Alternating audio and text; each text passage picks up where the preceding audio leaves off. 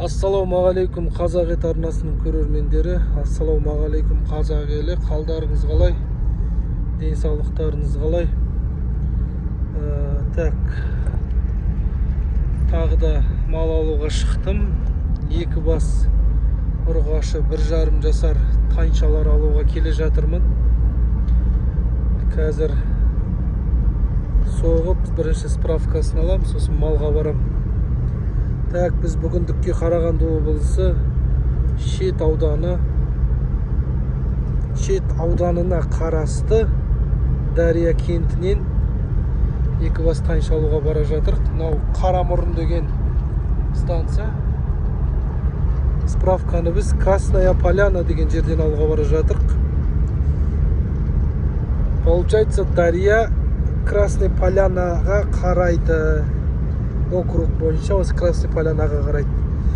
Бұйырса осы жерден барып справканы аламыз да тайыншаларды артуға барамыз. Каналдан алыстамаңыздар, лайк басыңыздар, комментарий жазыңыздар. Құр өтпей каналға тіркеле кетіңіздер. Міне бұл Красная Полянаға кіре беріс жер. Мына тауды тескен ғой. Тау енді бір дөң ғой, бір ауызбен айтқан кезде. Осы жер тескен. Осындай бір көрініс қой. Төмен қаратай спуск. Негізі мына тұстар жақтардың барлық жақтарында картошка егеді. Картошка егеді. Неше түрлі егеді, в общем. Бұрынғы Совет үкіметі кезінде мал шаруашылығына және де осындай диқандық шаруашылығына қатты қараған ғой осы жақта. Анау көк енді біз үшін тау болып есептеледі. Енді анау қатты биік емес қой, енді Алатау сияқты ондай биік емес. Біз үшін әжептәуір тау болып саналады. Осындай бір керемет ауыл. Қасында өзені бар, ағып жатқан тамаша керемет ауыл. Міне әр ауылда осындай үйлер салынып жатыр, білсеңіздер. Енді бір көп балалы отбасыларға, жағдайы төмен отбасыларға салынып жатқан үй керемет салынып жатыр екен. Риза болдым, әдемі.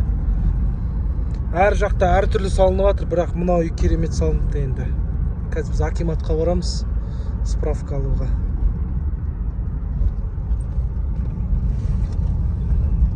Құрметті көрермендер, біз қайтадан жолға шықтық. Справкамызды алдық. Справканы обязательно алу керек. Кейде справканы алмай кететін адамдар болады. Форма дейін справка обязательно. Қазір 4 түлік сайты арқылы малға справкаға заявка бересіз, ветеринар арқылы. Ветеринар сізге заявка жібереді, сіз қабылдайсыз. Сонымен справка дайын ғой. Сондай жағдай, в общем. Өз атыңызға оңай қойылады. Ертең ветеринар шақырып емдете аласыз. Және де жолда тоқтатқан кезде справка көрсетесіз. Сондай жағдай. Міне қайтадан жаңағы төбеге шығып келе жатырық. Енді құрметті көрермендер, білесіздер, әр, например, мектеп бітірген түлектер әр ауылына неше түрлі істейді. Жаңағы Красная Поляна деген ауылға шатаспасам осы арканы 20 жылдықтар істеп берген ғой деймін. Осылай сәт сапар деп әдемілеп. Көрдіңіздер ме? Керемет істелген дүние. Ризамын. Міне құрметті көрермендер, біз қазір Дария деген жерге бұрылатын боламыз. Алла қаласа, анау жақтың тұстары барлығы жаңағы Красная Полянаның картошка егетін полялары. Енді өзіме бір ой туындап кетті. Осындай әдемі жерлерге шығамыз. Енді бұлай қарасаңыздар, телефон бере алмайды. Бір дрон алсам ба деп ойланып қалдым ше осы дәл қазір. Мынау бізде Шерубай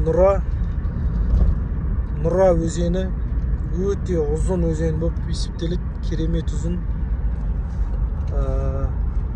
Біраз ауылдан шығып, біраз ауылдарды аралап, біраз ауылды сумен қамтамасыз етіп отқан біздің Шерубай Нұра өзеніміз. Міне Шерубай Нұра өзені керемет. Адамдар шомылып жатыр, балалар балық аулап жүр. міне осының бәрін дронмен түсірсе көрермендерге де әдемі бір видео шығады, негізі бар ғой. Міне Еламан Батыр кесенесі дейді. Міне біз Дария деген станцияға бұрыламыз. Бисмилля. Жолы оңып тұрған жоқ. Жартылай жолын істеген негізі. Бірақ жартылай істемепті. Енді құрметті көрермендер, дрон деген біраз ақша тұрады тоже. Алдында бір Каспийға кіріп қарағам. Жақсы дрондар почти 500-600 мың теңге тұрады екен. Енді дронмен түсірген өте ерекше. Например, қарасаңыздар, міне мынаның бәрі картошканың полясы ғой. Осының бәрін төбеден түсірсе, ерекше жап-жасыл әп-әдемі болып тұрады. Алла қалса бір дрон алу керек негізі. Міне мынау жолды да реттеп жатыр екен. Негізі мынау карьер ғой. Бұл жерде шебен шығарады, сондай бірдеме шығарады ғой деймін, осы дробит етеді, тас дробит етеді. Неше түрлі сорттары бар бұл жерде. Соны енді қаншама жылдан істемей, енді істеп жатқан жол. Енді кішкене қазір жүреміз, содан әрмен қаратай асфальт болады, Алла қаласа.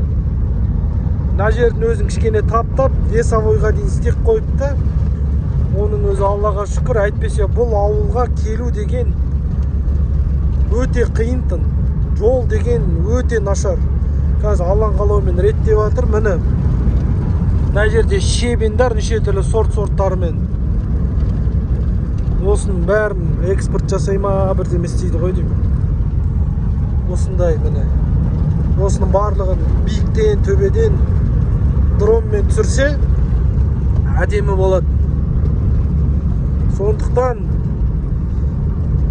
біреу-біреуде жатқан тұрған дрон болса салып жіберіңіздер. Қолданайық. Бірақ кімде жатқан тұрған дрон бар дейсіз? Бұйыртса бізде бір дрон алып қалармыз Алланың қалауымен. Міне, мынаның барлығы карьер. Осы жерде жұмыскерлер жұмыс істейді. Әне, каток жүр, тап-тап. Жақын күндері күн ысығанда асфальт салып қалады осы жерге. Міне керемет көрініс. Телефон бере алмайды, міне әдемі, жақсы жерлер ше. Алла қаласа. Міне каток мына жаққа дейін таптапты. Міне тағы да бір жоғары қартай көтеріліп, төмен қартай түсетін бір көрініс. Міне осының әдеміліктің барлығын дронмен түсіретін жерлер ғой міне. Анау біздің блогер бар емес па? Табиғатты түсіретін. Ол ең әдемі жерлер түсіріп жүрсе, біз адам аяғы баспаған жерлер түсірер едік дрон болса. Өйткені малмен айналысқаннан кейін керемет қыстақтарға, жайлауларға барамыз. Біздің Қарағандымызда да өте керемет әдемі жерлер бар. Алла нәсіп етсе, жақсы ойлар туындап жатыр. Соны іске асыруды Алла нәсіп етсін. Міне осындай табиғат. Міне құрметті көрермендер, әрмен қаратай асфальт басталды. Аллаға шүкір.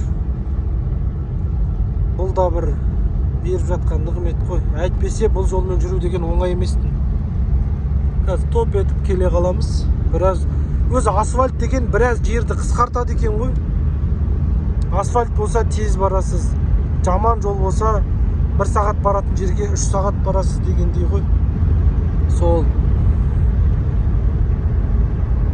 Міне осындай көрініс. Әдемі емес бә. Мына жерде бір өлең қойып қойса керемет болады. Міне осындай жолда жайылып жүрген малдардың өзі бір әдемі көрініс емес па? Бір ауылдың әдемі көріністердің бірі ол мал, тау және көк шөп и жайылым. Керемет. Құрметті көрермендер, бізде Дария ауылына келіп жеттік. Қазір бұйыртса ана кісімен хабарласып, тайыншаларды салып ап, артқа қайтатын боламыз.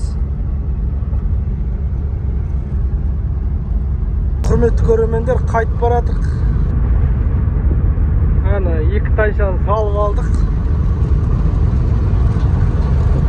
Видео түсірген жоқпын, барғаннан кейін, үйге барғаннан кейін бірақ түсіремін, Алла қаласа. О прицептің ішінен қазір көрінбейді дұрыстап. Сол жолға шықтық обратно. Мына асфальт бітті. Жай жолмен кетіп баратырық. Ал жол болсын. Бисмилля. Кеш жарық ағайындар. Міне. Екі тайшаны әкеп қойдық. Айғыр мына жаққа қалдық. Кешкі мал жайғал. Жемдерін бәрін ұрып алды. Так. Мына үшеуіне мен 2 кружка бидай тартылған. 2 кружка кебек бидай, 2 кружка, 1 кружка где-то 800 граммдай болады. Получается 1 кило 600, кебек крува 600 грамм. Сол кезде 2 килограмм 200, 2 килограмм 300-дей көтердім бүгіндікке. Енді осыны Алла қаласа бір апта немесе 5 күн ұстайым. Содан кейін Құдай қаласа тағы да 1 кружка бидай қосатын болам. Кебек 2 кружка қала береді сөйтіп. Сосын жай-жайдан бидайға үйренгеннен кейін кебекті алып тастаймын. Тайыншаларға да 1 кружка бидай, 1 кружка кебектен Алла қаласа бір 2-3 күннің ішінде бұларды да бұқалардың рационына шығарып алатын боламыз. Қазір бірден көбейтсек іштері өтіп, тоқшектері қанап, жем-жеп көрмеген малдар ғой, зорығып болады. Сондықтан осы жолы көп бермейін, жай-жайдан үйретейін деп шешім қабылдап отырмын. Мен негізі малды бордаққа келген бетте көп салып тастайтынмын. Бірінші күні 1 килограмм, екінші күні 2 килограмм сөйтіп сразу өсіріп алам, содан кейін тіш қақтайды. Сөйтіп үйренетін. Осы жолы жай-жайдан бастайын деп шештім. Сол құрметті көрермендер, келесі видеода кездескенше аман сау болыңыздар. Жақсылық тілеп қойыңыздар. Көрілмейтін адамдар жетеді, хейтерлар да жетеді, сондықтан жақсылық тілеп қойыңыздар. Анау қойдың салмағын ұтқан жігіт Каспий номерін жібердім, неге салмағын? Егер көрсем салар едім, брат, жота сені Каспий номерін көрмедім. Күтіп жүрдім, сол бетте үйдің шаруашылығымен, тағы да басқа шаруашылықпен ұмытылып кетіпті. Каспий номеріңіз жіберіңіз, обязательно 3 мың теңгеңізді саламын.